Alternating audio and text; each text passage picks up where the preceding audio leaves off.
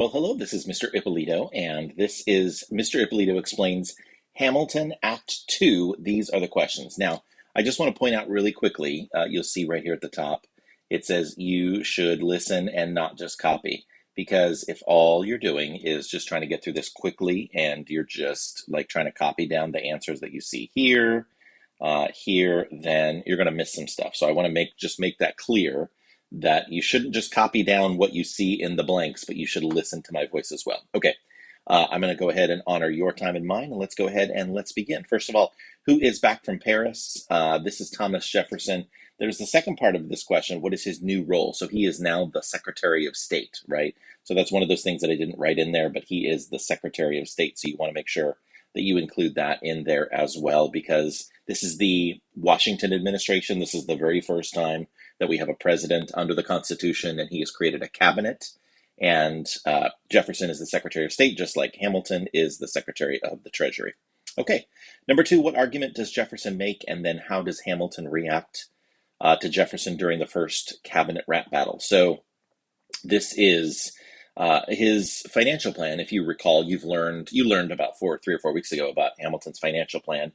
It was just too complicated. There was too much, and according to Jefferson and Madison, it only benefited the North, right? So Jefferson is trying to make the argument that, you know what, our debts are paid, and we don't need the federal government paying off our state debts from the Revolution. And of course, Hamilton counters by saying, well, the reason why your debts are paid is because you don't pay for labor. In other words, you use slave labor. So anyway, that was the argument that Jefferson was making in the first cabinet rap battle.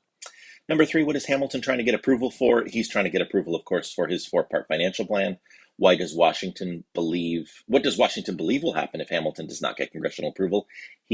Congress will call for his removal. In other words, he's going to lose his job if he does not get his financial plan, because this is like the big deal, right? The big plan, the big thing that Hamilton was all about was gaining that financial stability for the country. Number four, why does Hamilton not join Eliza and Angelica on their trip upstate? It's because he's too busy. He wants to keep his job. So he just says, I have to get my plan through Congress. I can't go upstate with you. I'm sorry. So I can't do it. But then, of course, the bad news behind that is he does encounter Maria Reynolds, and that was the woman that Hamilton had an affair with. And so this is just like most of the musical is very true to the history. There are some things where Lin-Manuel Miranda, the producer of the musical, took some creative license and kind of deviated from the actual history. But in this case, this is very true to the history. Alexander Hamilton did, unfortunately, cheat on his wife. And cheated with this woman, Maria Reynolds, and that's ultimately going to end up affecting his career as well. Number six, Burr wants to be in the room where it happens, right? That's that song. And why is it so important for him to be there? How does he feel about being excluded? So I think that his entire life, the whole musical is about contrasting Alexander Hamilton and Aaron Burr and their styles, right? Alexander Hamilton, he goes for it. He jumps right in. He sometimes offends people. He sometimes angers people. He acts impulsively, whereas Burr, in the song that you heard in the first act, he's willing to wait for it, right? So Burr thinks the best way to approach life is through patience, and if you just wait, then opportunities will come to you. Whereas Hamilton is like, you know what, you just got to jump in and go for it, and even if you end up angering some people, this is the better way to act. And so Burr is now starting to sense, like, you know what, the fact that I'm so slow to act, the fact that I am so hesitant, and maybe I'm being too patient, maybe I'm being too polite, and he's really feeling left out, right? So I think there are a number of responses to number six. How does he feel about being excluded? But that's just one of those responses.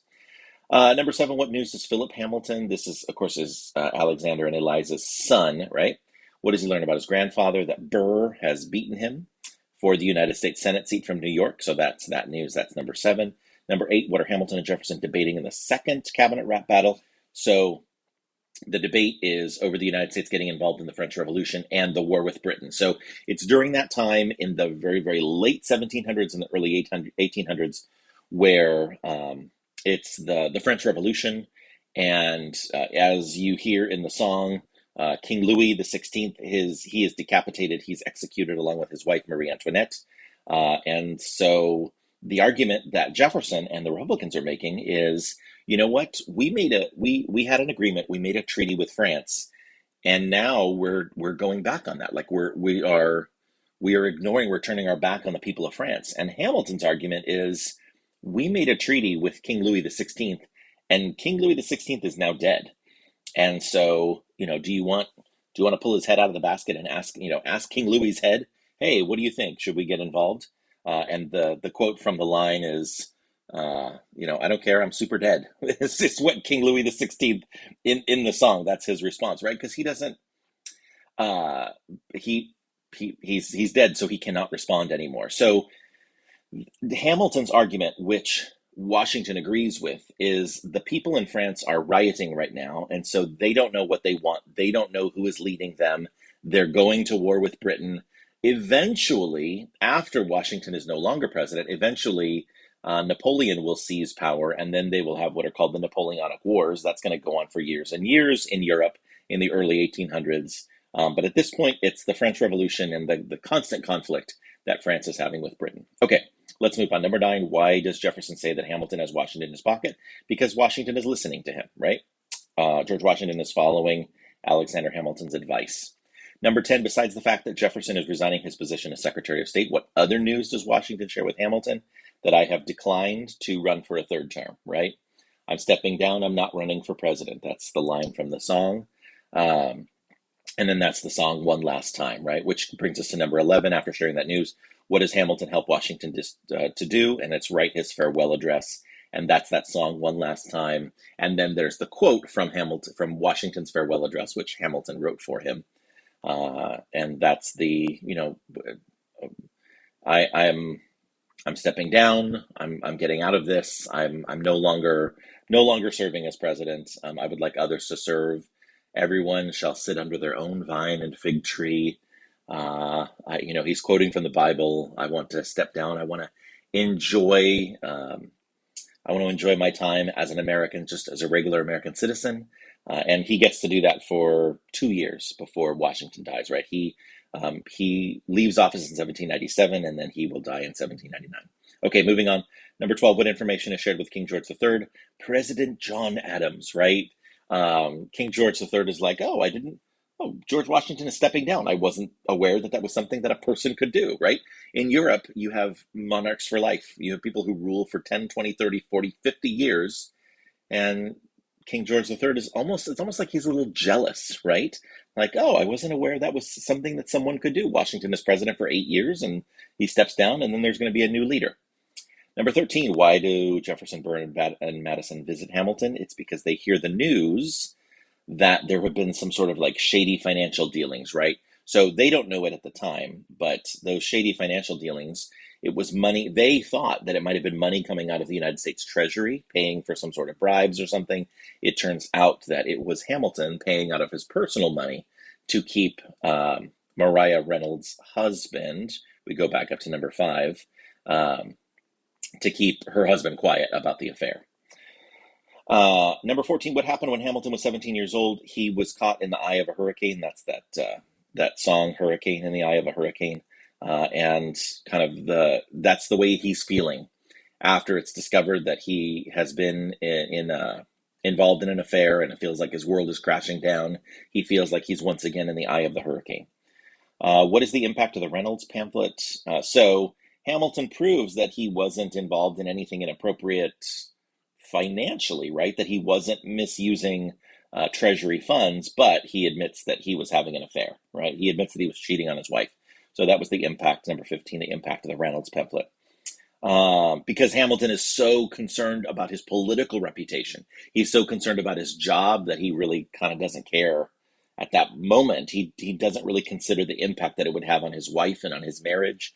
He's instead just so concerned about preserving his political reputation and proving that he did not do anything wrong politically or with his job, that he was willing to kind of put out there all of the horrible stuff that he did when he was cheating on his wife.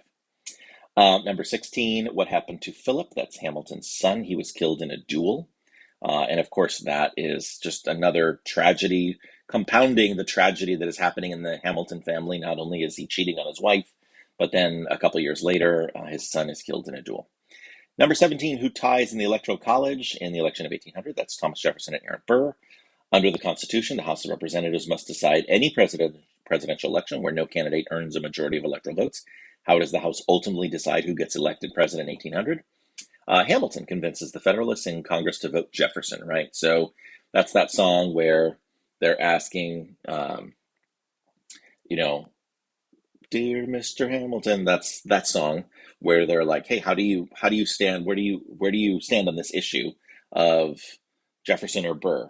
And he says, you know what, Jefferson has beliefs and Burr has none. And so that was really kind of the final straw for Aaron Burr. He's so angry that he challenges Hamilton to a duel. And so number 19, what excuse does Hamilton give Eliza for being up so early? He has an early morning meeting. That's really he's scheduled to duel with Burr, but he just tells his wife, you know what, I have an early morning meeting, so that's why I'm up and I'm writing and just kind of getting his affairs in order before his possible death in a duel. Of course, he does end up dying in that duel. After he dies, Burr, number 20, believes that he will now be seen as the villain in history, and sure enough, he is. He absolutely is seen as the villain in history. Um, Number 21, what does every founding father get to do? This is from the song that at the very end where Eliza is singing, every other founding father gets to grow old, right? So whether it's Thomas Jefferson or John Adams or George Washington, they get to die a natural death, but Hamilton doesn't because Hamilton is killed in a duel in his 40s. Number 22, name at least two of Eliza's accomplishments. And she gives, I'm not even going to go through all of them, but she gives that list of accomplishments. Um, and there are many. You could talk about the orphanage. That was the thing that she was proudest of, right? That orphanage, because her husband was an orphan. And so she wanted to kind of create that legacy for him. She contributes and gets people to contribute to the Washington Monument. She helps tell George Washington's story, right? Among many other accomplishments. So, anyway, that is that for Act Two. So, I hope that helps, and I hope that if you did not get a chance to turn this in earlier, that you do definitely, now that you have all those answers, turn this in to me on Monday. And I look forward to seeing you when we return from our Thanksgiving break. All right, take care. Have a great day. Bye bye.